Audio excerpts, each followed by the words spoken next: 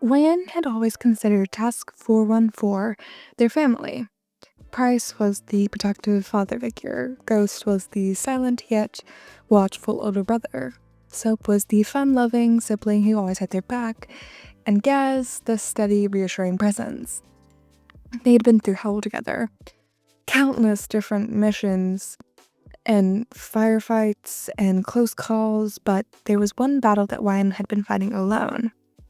One that they hadn't let their team see. It started off small. Little things their boyfriend Logan would say.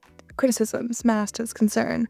A sharp edge to his word that made Wyan second-guess themselves. "They're always with those guys. You sure you aren't getting a little too attached?" he would say. Or, "Maybe if you weren't so reckless, they wouldn't have to babysit you all the time." At first, Wyan just shrugged it off. He was just protective. Right? Wrong. Because then became the control. The possessiveness, the way he would call at odd hours, demanding to know where Ryan was, the guilt-tripping when they trained late or went on missions without saying goodbye properly, and then the anger, the unpredictable outbursts that left Ryan feeling like they were walking on eggshells every time he was near. They didn't tell the team. I mean, how could they? They were Task 414. Trained operatives who had seen the worst of the world had to offer. How could Ryan, who had fought alongside them, admit that they were struggling with something so personal? But the team wasn't blind. Price noticed right away when Ryan flinched when their phone buzzed during the briefings. Ghost saw how they hesitated before answering calls, but was quieter than usual. Soap picked on the exhaustion in their eyes and the way that their usual spark just seemed dim. And Gaz, the one who had always caught Ryan staring blankly at their phone one night, fingers trembling over the screen. "You good, mate?" he asked, just looking at Ryan, voice casual but filled with a bit of concern. Ryan forced a smile. Yeah, just, tired." They gave a weak excuse. Gaz didn't push, but the look in his eyes said he didn't quite believe that. The final straw came after a long mission. They had barely gotten back to base again when Ryan's phone rang. Logan again. Soap, sitting next to them, caught the name on the screen. Your boyfriend sure calls a lot," he commented, raising an eyebrow. Ryan hesitated before answering. "Hey," they greeted, forcing their voice to sound normal. "Where the hell have you been?" Logan's voice was sharp and angry. "I called you 5 times. Do you ignore me now?" Ryan turned slightly away, lowering their voice. "I told you, I'm on a mission." "Oh, right. Off with your family, huh? Bet they get more of your time than I do. Maybe you should stop wasting my breath." He spat through the phone. Ryan swallowed. "Logan, please, not now." "Whatever," he snapped, cutting them off. "I'm done with this conversation." The line went dead. Ryan let out a breath, shoulders slumping. They hadn't realized quite how quiet the room had gotten until Soap spoke. "Who is that?" Ryan tensed. "Oh, that's just my boyfriend." Soap exchanged a look with Ghost and Gaz and Price, who had walked in, cautioning the tail end of the conversation. "Something wrong?" he asked, tone calm but authoritative. Ryan shook their head. "No, it's fine, and he gets a little upset sometimes." "Upset?" Ghost repeated, voice sounding flat. "That didn't sound like upset. That sounded like someone treating you like shit." Ryan clenched their jaw. "No, it's not like that. It's not that simple." "Actually, it is," Soap said, crossing his arms. "That's not how someone who loves you should talk to you." Ryan looked away. You guys wouldn't get it." Gaz exhaled. "Ugh, Ryan, come on. Of course we understand. We're not letting this slide." Price studied them for a moment, then spoke in a tone that left no room for argument. "You don't have to deal with this alone. We got your back." Ryan felt something in their chest tighten. Relief, maybe, but before they could even respond, Their phone buzzed again. A text from Logan. I swear to God, if you ignore me again, we're gonna have a problem. The word spoke.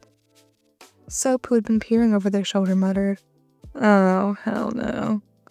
Go's eyes darkened. "Wyan, has he ever threatened you before?" The man spoke. Wyan hesitated, and that was an answer enough. Bryce took the phone from their hands, reading the message, his jaw tightening. "You're done with him," he spoke. It wasn't so much a question, more like a statement, a command from a higher up. Wyan tried to spoke.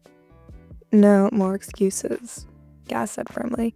"This isn't love. This is control." Wyan swallowed, their defenses cracking. "I don't know how to get out," they admitted, voice barely above a whisper. So placed a hand on their shoulder. "You don't have to, we'll handle it."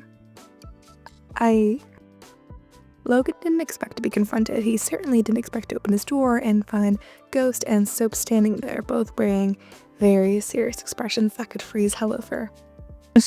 "The hell you want? Wyan's not here," he scoffed, crossing his arms. Ghost hooted his head. "We need to have a chat." Logan laughed. "About what?" "Ugh, come on. Would they send their little soldier buddies to fight their battles?" He mocked. Soap took a step forward. "Nah, we came on our own. I mean, Wyan's part of our family, right? And we didn't exactly take kindly to people treating them like shit." Logan rolled his eyes. "You can't tell me how to handle my relationship." Ghost's voice dropped. "It's not a relationship, that's a power trip and it ends now." Logan scoffed. "Or what? What are you gonna do? You gonna beat me up?" Soap smirked. "We don't have to. But trust me, if you so much as breathe in Wyan's direction again, you're gonna wish you never met them." Ghost leaned in close. "We know where you live. We know who you talk to. We know everything about you. Just remember that." Logan's confidence wavered. "You're bluffing." Ghost's eyes gleamed, but there wasn't another word said. Wyan was sitting in the back bar racks when Ghost and Soap returned. They stood immediately. "What did you do?" They sighed. Soap grinned. "Just took out the trash." Ghost nodded. "Yeah, he won't bother you again." Wyan exhaled, a weight lifting off their chest. "I don't even know what to say." Bryce spoke, who had been observing. "You'll say this. Remember who your real family is." "Yeah, I will." They nodded. Now, it had been a few weeks since that had happened, and Wyan felt like they could finally breathe again. Like, the constant anxiety, the stomach-churning dread every time their phone buzzed was gone. Just poof. But the aftermath was more complicated than that. For the first time in a long time, Wyan felt like they could sleep without their mind racing. Yet in the quiet moments, when they were alone in their bunk, the weight of everything hit them. Logan had been such a big part of their life. Twisted, yes, but it was still hard to untangle the mess of emotions he had left behind in them. And then there was the guilt. Wyan felt foolish for staying with him for so long, for not seeing how bad it was. I mean, they were a soldier, for fuck's sake. A strong, capable, trained to handle high-pressure situations soldier. How would they let themselves be manipulated like that? Soap seemed to sense the turmoil one night, when he found Wyan sitting alone in the bar racks, staring at their hands like they had the answers to the questions they couldn't voice. "You good?" he asked, flopping down beside them. Wyan let out a breath, unsure of how to respond. I don't know." Soap studied them for a moment. "You're thinking about it too much." Wyan had a dry laugh. "Is that, your professional diagnosis?" They mocked. "It is." He nudged them playfully. "Look, I get it. You're feeling like shite because you let that bastard get to you, but you know what? That doesn't make you weak, that makes you human, darling." Ryan sighed, looking at him, searching for any sign of pity, but there was none. Just understanding. So continued. We've all made mistakes. Should I've made my fair share of bad decisions, and I promise you none of them make you less of a soldier or a person. He leaned back, folding his arms behind his head. You got it, and you got out, and that's all that matters. Ryan nodded, slowly, letting his words settle. Ghost wasn't as talkative as So, but he watched over Ryan in his own way. He was observant, patient, and waiting for the moment they were ready to talk.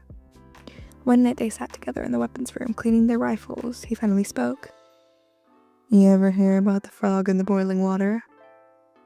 Ryan glanced at him, caught completely off guard. What? Ghost didn't look up. He continued wiping down the gun. Drop a frog into boiling water and it jumps out. But put it in cold water and heat it up slow. It won't notice until it's too late. Ryan frowned. That's a little bit morbid. Ghost shrugged. Maybe, but it's the truth. He finally met their gaze. You didn't realize how bad it was because it didn't start out that way. Doesn't mean you're weak. Just means you trusted someone. Ryan swallowed, nodding. Yeah. Ghost studied them for a moment, fretting. Don't let this make you afraid to trust the right people. Now, Gaz took a slightly different approach. He didn't push, he didn't ask questions. Instead, he just made sure Ryan was never alone, and they really wanted to be. Let's go on a run, he'd say in the morning, dragging them out of bed before they could protest. Or fancy a movie, he'd say before tossing on whatever was available in the rec room. He filled the silence with normalcy, grounding Ryan in the root of the team. One evening, after a grueling training session, they sat side by side watching the sunset over the base. Gaz finally spoke. You know, you're a lot stronger than you think you are. Ryan glanced at him. I don't feel strong. He smiled. You don't have to feel it for it to be true. Now, Price was the last to step in. He had a different kind of authority, one that came with experience and time. One day when he called Ryan into his office, they braced themselves for a lecture. Instead, he simply gestured for them to sit. I know what it's like, he said after a long pause. What? Ryan blinked. Price leaned back. Being in a situation where you feel trapped, where you tell yourself it's fine, that you can handle it, but deep down you know something's wrong. Ryan swallowed. You do? He nodded. Years ago, before the Force, I was in a relationship that nearly broke me, and I didn't see it for what it was until someone else pointed it out. And even then, it took me a long time to accept it. Ryan was silent. How did you move on? They asked after a few moments. He exhaled, folding his hands. I surrounded myself with people who cared about me, focused on what I loved, and stopped blaming myself. He met their eyes. That's the hardest part, Ryan. Letting go of all that guilt. We have to. Because if you don't, it'll eat you alive. Ryan nodded, taking his words in. Price's expression softened. You're not alone. I mean, I know you've heard this, but you got a team who cares about you. Lean on us. Ryan's chest tightened, but this time it wasn't from anxiety. It was from something warmer, something lighter. Yeah. Thanks, Captain.